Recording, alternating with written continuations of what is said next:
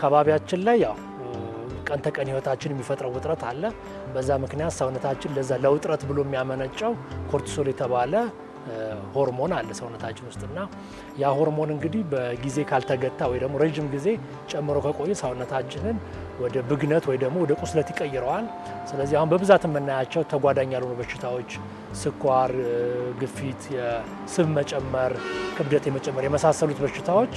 ኢቭን የአእምሮአችን ላይ የሚታዩ ድባቴ አይነት ህመሞች ከክሮኒክ ኢንፍላሜሽን ጋር ወይ ደግሞ ከሰውነት መብገን ጋር የሚያያዙ ናቸው ተብሎ ይታሰባልና ሰዎች ይህንን ውጥረት አንደኛው ማረጋጊያው የመቀነሻ መንገዳቸው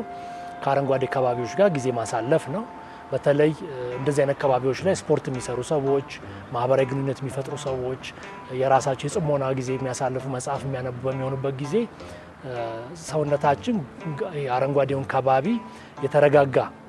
ሁኔታ ከመፍጠር ጋር ስለሚያያይዘው ይህን አላስፈላጊ የሆነ ችግር የሚፈጥረውን ሆርሞን ወደ መቀነስ ወደ ጥሩ መንፈስ ወይ ደግሞ ከጭንቀት ከውጥረት እንዲላቀቅ የሚረዱትን ሲስተሞች የሚያረጋጋውን እንዲመነጭ የሚያደርግ አካባቢ ነው።